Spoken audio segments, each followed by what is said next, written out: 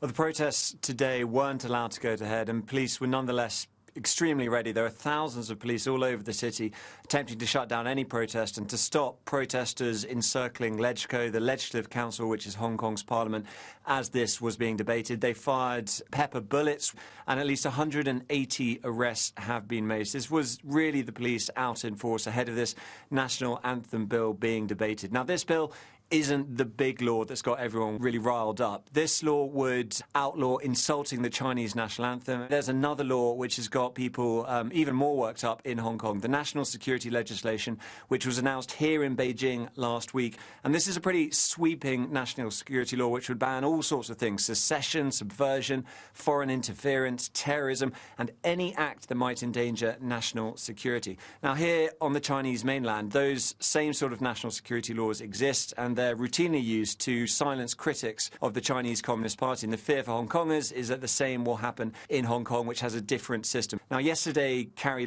who's Hong Kong's chief executive, she was trying to reassure people about these new national security laws. She said, "We have nothing to worry about. People should wait to see the detail of this national security legislation." Now, we will get that detail tomorrow here in Beijing when the National People's Congress votes on this national security legislation.